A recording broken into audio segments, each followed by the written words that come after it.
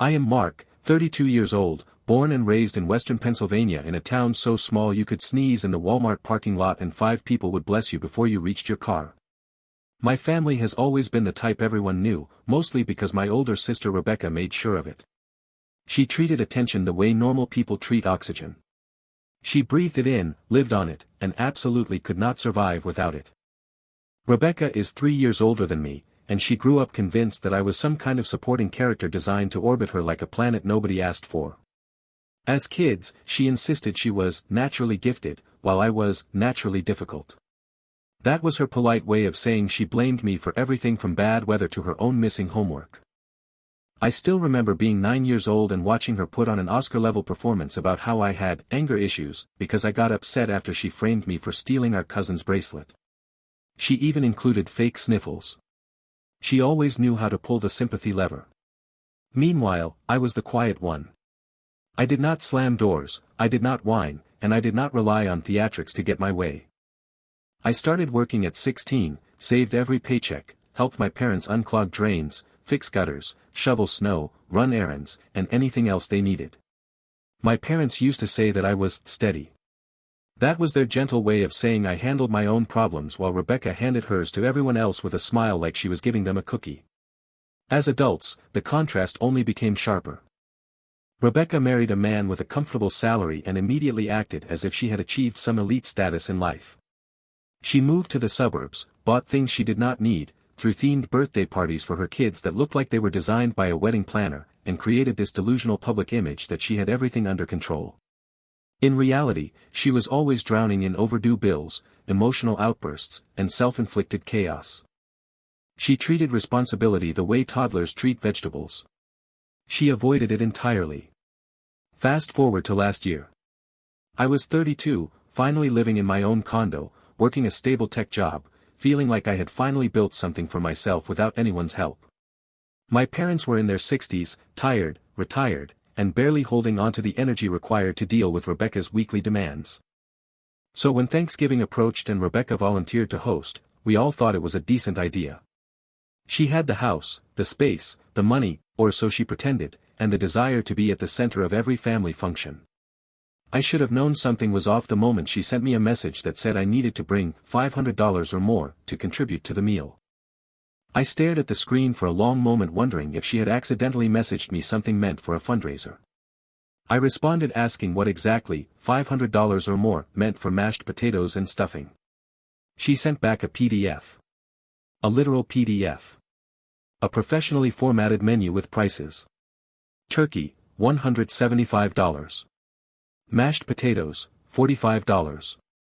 Stuffing, $60. Cranberry sauce, $25. Even juice boxes for her kids were listed at $18 per guest usage.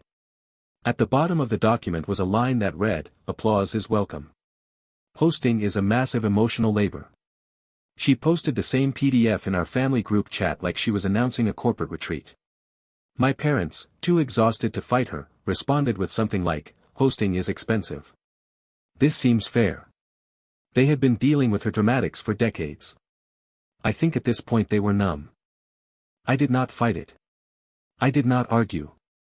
I decided to show up, eat a dry turkey, go home, and forget about it.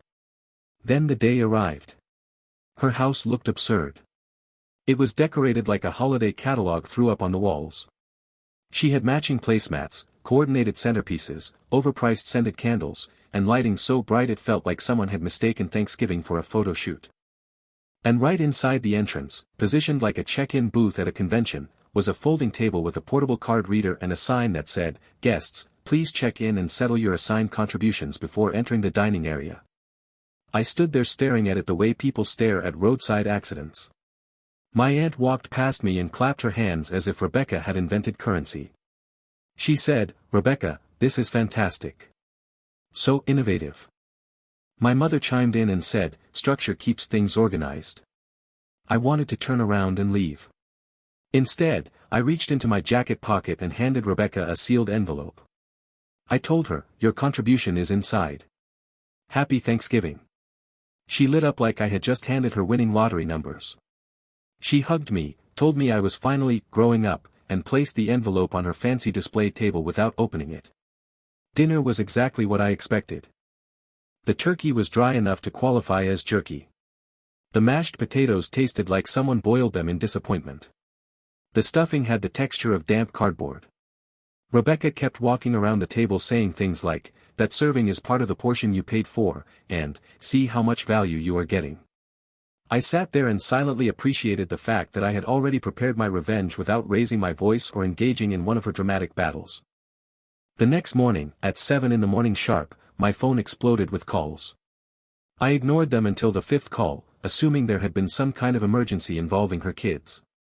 I finally answered and was greeted by Rebecca screaming so loudly my phone speaker vibrated. She yelled, "What is this? What is this supposed to mean? This is unacceptable." She had finally opened the envelope. Inside was a printed invoice. A very detailed invoice. I had spent 3 evenings going through old messages, calendar events, and notes to tally up every time I had babysat her children for free, every school pickup she sprang on me with 5 minutes notice, every time she asked me to cover a bill she had accidentally forgotten, and every last favor she had demanded for 6 years. The total came to $4,680. At the bottom of the invoice I added, applied credit, $4,680. Remaining balance for Thanksgiving, negative $4,180. It appears you owe me. She did not take the message well. She blocked me for a full week. My parents tried to get involved, but I told them I was done playing the role of the family doormat. I was not paying $500 for dry turkey, and I was not letting Rebecca run her life like a poorly managed business that everyone else had to financially support. I thought that was the end of it. A funny story to tell one day. A ridiculous Thanksgiving disaster with a petty twist. I had no idea I had just pulled the thread that held her carefully built world together, and once it snapped, everything began to unravel. But that was not even the beginning. Because that Thanksgiving started a chain reaction I never expected. About a month after the world's most financially weaponized Thanksgiving, I was finally starting to forget the taste of Rebecca's sandpaper turkey when she called me in full volcanic eruption mode. The moment I picked up, all I heard was her yelling about targeted harassment. I had no idea what she was talking about until she spit out that her homeowners association had slapped her with a violation notice for operating a commercial payment station from a residential property. It took me a few seconds to piece it together, and when I did, I nearly dropped my coffee. Someone in her pristine suburban neighborhood had apparently seen her card reader table on Thanksgiving and reported her as if she were running a Black Friday booth on her front lawn. The fee was $350, payable in 10 days. She was screeching that this was entirely my fault for embarrassing her, because she believed I provoked scrutiny. I told her that she had embarrassed herself by treating her relatives like customers in a poorly managed amusement park where the rides did not work and the food was inedible. She did not like that answer. According to her, I had created a hostile environment by refusing to pay and by handing her an invoice that was malicious in intent. Every sentence she spat out sounded like she had swallowed a corporate handbook. But the best part, the part that still makes me laugh at random moments, came later that night. Her husband called me, which he never does unless something is seriously wrong. He is the kind of man who chooses silence over confrontation so often that hearing his voice is like spotting a deer walking upright and making eye contact. He told me that she had been ranting non-stop about the HOA fine and blaming me for ruining her reputation within the community. She apparently claimed that I had orchestrated some sort of humiliation campaign to undermine her position as a responsible homeowner. He sounded exhausted. According to him, he finally reached his breaking point when she spent 20 minutes pacing the living room shouting that she deserved an apology from the HOA for misinterpreting her hospitality system. That phrase alone could have put her on a watch list for delusional suburban behavior. He told her that her obsession with putting price tags on everything was spiraling out of control and that she needed to calm down before she pushed the entire family away. She reacted by dragging out the Thanksgiving invoice I had given her, shoving it at him, and insisting that I had threatened her with legal documents. He looked at it, read every line, and told her that I was right to charge her because she had been freeloading off my time, effort, and finances for years. That comment was the first crack in the glossy suburban mirage she had built around herself. She had always maintained this image of being the organized, put-together mother who handled everything with grace while everyone else floundered.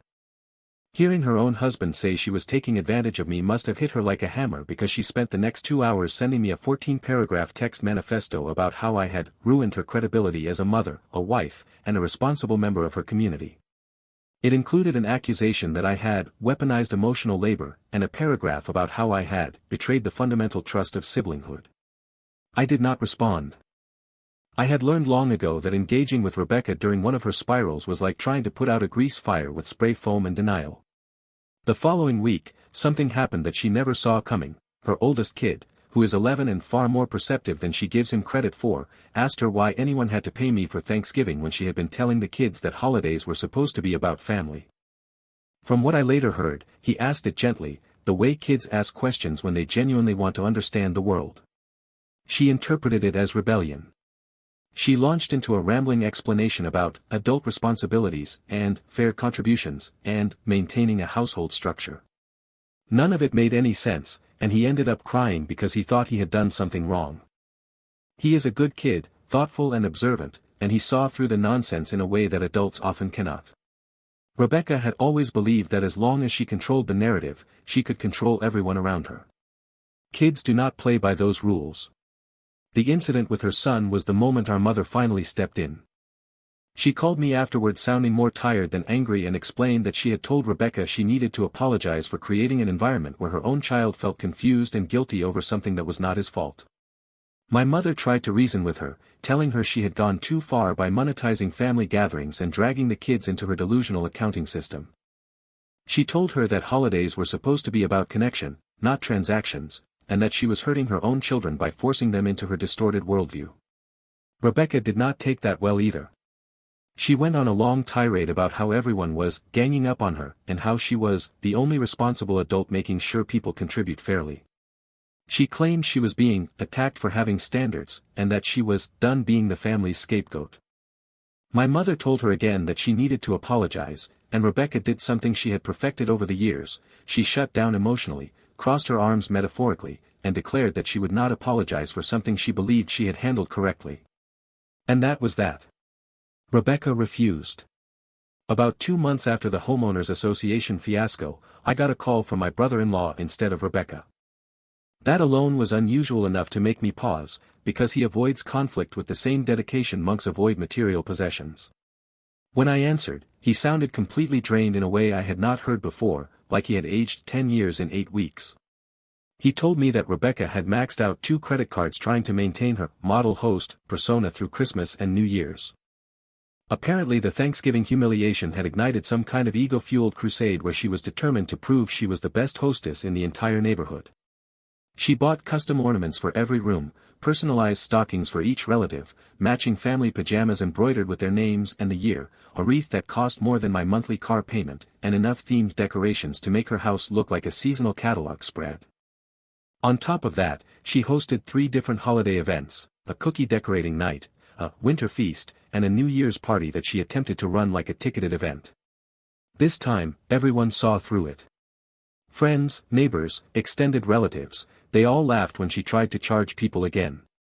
They thought it was a joke until she handed someone a laminated price sheet for holiday experience costs, and they realized she was deadly serious.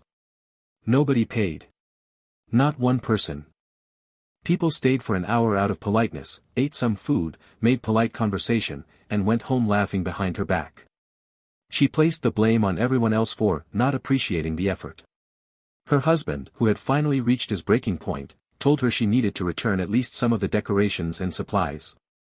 He suggested that they could salvage the situation by cutting back on unnecessary purchases. She flat out refused, claiming she needed them for reputation maintenance. Reputation maintenance became her new personal religion. She insisted that returning anything would damage the aesthetic consistency she had built. She completely ignored the financial reality that they were in the red. Then the utilities bill hit. Pennsylvania had a brutal cold snap that winter, the kind that made the air feel like biting metal. Their heating bill skyrocketed, and that was when her husband discovered the truth. Rebecca had been secretly paying the bills late for months. She had been hiding penalty fees, hiding the cutoff notices, and moving due dates around the same way she rearranged the truth whenever it suited her.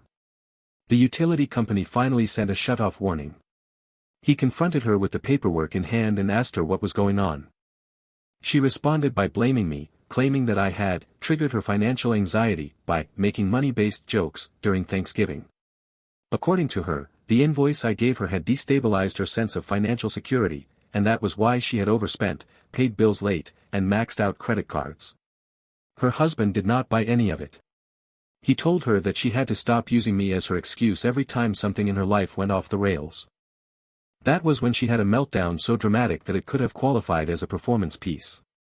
She cried, screamed, paced, and proclaimed that she does everything for everyone, while everyone else fails to appreciate her sacrifices. Her husband listened just long enough to let her finish, and then he told her something she had probably needed to hear for most of her adult life: she does everything for attention, not for anyone's benefit. And for the first time in her life, the world around her responded with consequences instead of comfort. Not emotional consequences. Real ones. They were broke. Their late fees were stacking up. Their credit cards were maxed. Their savings were depleted. Holiday expenses had swallowed every extra dollar. And her husband put his foot down: she had to get a job. Rebecca getting a job was like watching a diva opera singer take on a background role in a community theater production. She started working part-time at a small boutique downtown. It was a fancy little shop that sold overpriced scarves, scented candles, decorative pillows, and things that look pretty but fall apart if you breathe on them. She hated every second of it. She complained that customers were ungrateful, that the owner was demanding, and that she was too educated and too refined for retail. According to her, working in a boutique was beneath her. She believed she was destined to manage events for celebrities or run her own lifestyle brand, even though she could not organize her own bills. Her first paycheck arrived 2 weeks later. It was much smaller than she expected. She texted me saying she did not understand how normal people live off this, and asked if I had advice. I stared at the message for several minutes before deciding that silence was the best answer. I had spent years trying to help her understand financial responsibility, and she had treated every lesson like a personal insult. At this point, experience was the only teacher she would listen to. I thought that might be the end of the chaos, that maybe the job would give her a reality check. It did not.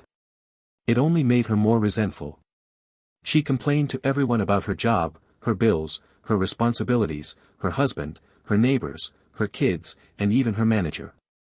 She acted as if the universe had personally insulted her by expecting her to contribute financially to her own household. And then came the final straw. Early spring arrived with the kind of unpredictable Pennsylvania weather that could not decide whether it wanted to be cheerful or miserable. Snow piles melted into muddy patches, the air smelled like wet mulch, and the sun peeked out every few days like it was testing the temperature before fully committing. It was around then that my sister sent out an invitation for everyone to come to her house for our dad's birthday. The message was oddly calm, unusually polite, and slightly theatrical in a way that only Rebecca could manage. She claimed she was done with the payment model and wanted to heal the family dynamic. She even added that she wanted to bring everyone together in a positive way and show that she had grown. I did not buy any of it. I knew Rebecca's patterns too well. Whenever she used phrases that sounded like they belonged in a self-help seminar, it meant she was about to stage the emotional equivalent of a magic trick: look at my right hand, ignore the flaming chaos in my left.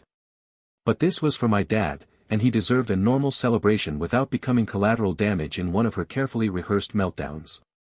So I went. When I walked in, I was genuinely surprised. The house looked normal. No handmade menus taped to the walls, no printed breakdown of costs, no card reader stationed at the entrance like she was hosting a charity gala with terrible catering. She had prepared simple decorations, a basic spread of snacks, and a small cake from a grocery store. Nothing extravagant. Nothing absurdly curated. It almost felt like stepping into an alternate universe, one where Rebecca understood the concept of simplicity. I should have known that calm always comes before the storm. Once everyone settled in, she clinked a fork against a glass to grab attention. My uncle flinched like he expected an invoice to appear in his hands. My mother tried to look supportive, though her smile was strained. My father looked content, probably relieved that this might be a peaceful day for once. Rebecca announced that she had been reflecting deeply on everything that had happened. She told us she believed the best way to fix our trust was for everyone to pay what they felt was fair. Then she lifted a glass jar like she was collecting donations outside a grocery store for a school band trip. She held it with an air of reverence, as if she genuinely saw this jar as the key to redemption. Everyone stared at her in disbelief. Our aunt, who had tolerated Rebecca's antics for years but held absolutely no patience left in her system, whispered under her breath that this was ridiculous. She did not even try to hide her expression. Something inside me snapped. It was not anger, exactly. It felt more like the final click of a puzzle piece that had been sitting there for too long, waiting for the right moment to fall into place. I took out my wallet, pulled out a $1 bill, walked up to the jar, and dropped it in with the softest, calmest sound imaginable. Then I said that this was about how much the evening felt worth. The room erupted in laughter. Even my father chuckled, and he rarely laughed at anything involving Rebecca because he usually spent family gatherings bracing for impact. My mother covered her mouth, trying to hide her smile. My cousins laughed the hardest, the kind of laugh that comes from years of witnessing the same exhausting behavior and finally seeing someone call it out. Rebecca did not laugh. Her face transformed instantly, like someone had flipped a switch from pleasant host to unhinged storm system. She grabbed the jar and hurled it across the room. It smashed into the wall and exploded onto the hardwood floor, coins scattering everywhere like metallic confetti. The room froze. Even the kids stopped coloring and stared. Her husband quietly walked over, picked up the jar with a sort of practiced resignation, placed it gently on the counter, and told her that they were done. She demanded to know what he meant, and he told her they were done with this version of her. He said it calmly, without theatrics, and somehow that made the moment more brutal than if he had shouted. They left the room to argue, and the fight began immediately. Their voices leaked through the walls, sharp and exhausted, the kind of fight that had been building for years but never had enough oxygen to fully ignite until now. It was not the dramatic shrieking she usually performed. It was raw, tired, and tense. Her husband sounded like a man who had been carrying the weight of two adults' responsibilities for far too long. Rebecca sounded like someone watching her carefully constructed world crumble in slow motion. Meanwhile, her kids sat at the table coloring awkwardly, pretending not to hear anything while their crayons dragged weakly across the paper. They were used to tension, but this was something different. Everyone else sat in uncomfortable silence, unsure whether to comfort the kids or my parents or just sit very still and wait for the storm to pass. My parents apologized to me even though none of this was their fault. They looked embarrassed, defeated, and exhausted in a way I had not seen before. A week later, I got a text from my brother-in-law. It was short and carried none of Rebecca's dramatic flair. It simply said that he had filed for separation. No anger. No self-pity. Just the quiet exhaustion of a man who had finally reached the edge. Rebecca spiraled again. She tried to blame me, tried to blame the dollar, tried to blame the jar, tried to blame anyone who had ever existed in her orbit. But this time the narrative did not stick. No one bought it. Not her husband. Not her kids. Not our parents. Not even her friends, many of whom had quietly distanced themselves over the past year. And then, for the second time in less than a year, she stopped talking to me. But this time, it did not feel like she was punishing me. It felt like peace. For the first time in decades, I did not feel dragged into her chaos.